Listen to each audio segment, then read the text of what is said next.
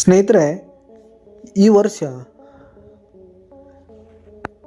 ಎಲ್ರಿಗೂ ನಮಸ್ಕಾರ. ಸ್ನೇಹಿತರೆ, ಈ ವರ್ಷ ಉತ್ತಮವಾದ ಮುಂಗಾರು ಮಳೆಯಾಗಿದ್ದು ರೈತರು ಖುಷಿಯಿಂದಲೇ ಮೆಕ್ಕೆಜೋಳ ಬಿತ್ತನೆಯನ್ನು ಮಾಡಿದ್ದಾರೆ.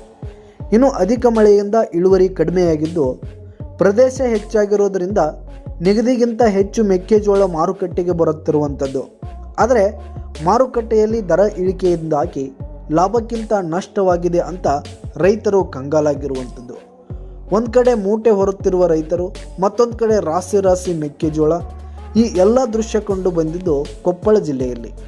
ಈ ವರ್ಷ ಮಾರುಕಟ್ಟೆಯಲ್ಲಿ ಮೆಕ್ಕೆಜೋಳದ ದರ ಪ್ರತಿ ಕ್ವಿಂಟಾಲ್ಗೆ 1,750ರಿಂದ 1,800 ರೂಪಾಯಿವರೆಗೆ ಮಾತ್ರ ಮಾರಾಟವಾಗುತ್ತಿರುವಂಥದ್ದು.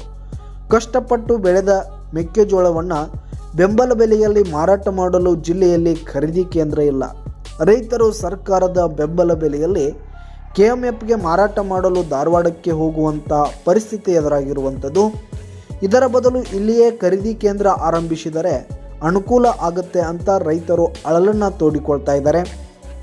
ಅಷ್ಟೇ ಅಲ್ಲದೆ ಸರ್ಕಾರ ಖರೀದಿ ಕೇಂದ್ರ ಘೋಷಣೆಯನ್ನು ಮಾಡಿರುವಂಥದ್ದು. ಧಾರವಾಡದ KMFನಲ್ಲಿ ಕೇಂದ್ರ ತೆರೆದಿರುವಂಥದ್ದು. ಆದರೆ ವಿಜಯಪುರ, ಕೊಪ್ಪಳದ ರೈತರು ಅಲ್ಲಿಗೆ ತೆಗೆದುಕೊಂಡು ಹೋಗಬೇಕು ಎಂದರೆ ಬಹಳ ಖರ್ಚಾಗಲಿದೆ. ಖರ್ಚು ವೆಚ್ಚ ಸೇರಿದರೆ ಕೇವಲ 500-600 ರೂಪಾಯಿ ಕೂಡ ಸಿಗೋದಿಲ್ಲ. ಆದ್ದರಿಂದ ರಾಜ್ಯ ಸರ್ಕಾರ ನಮ್ಮ ಜಿಲ್ಲೆಯಲ್ಲಿಯೇ ಖರೀದಿ ಕೇಂದ್ರ ಆರಂಭಿಸಬೇಕು ಎಂದು ರೈತರು ತಮ್ಮ ಅಳಲನ್ನು ತೋಡಿಕೊಳ್ತಾ ಇರುವಂಥದ್ದು.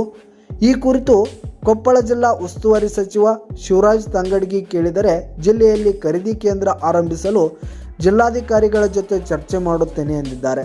ಈ ಮಧ್ಯೆ ಜಿಲ್ಲೆಯಲ್ಲಿ ಮೆಕ್ಕೆಜೋಳ ಖರೀದಿಗೆ ಸೂಚನೆಯನ್ನು ನೀಡಲಾಗಿರುವಂಥದ್ದು. ಸ್ನೇಹಿತರೆ, ಅದಕ್ಕೆ KMFನಿಂದ ಖರೀದಿಸುವ ಮೆಕ್ಕೆಜೋಳವನ್ನು ಧಾರವಾಡಕ್ಕೆ ಹೋಗಿ ಮಾರಾಟ ಮಾಡಬೇಕೆಂದು ಜಿಲ್ಲಾಧಿಕಾರಿಗಳು ಈ ಒಂದು ಮೆಕ್ಕೆಜೋಳದ ಖರೀದಿ ಕೇಂದ್ರದಿಂದ ಹೇಳಿರುವಂಥದ್ದು. ಸ್ನೇಹಿತರೆ,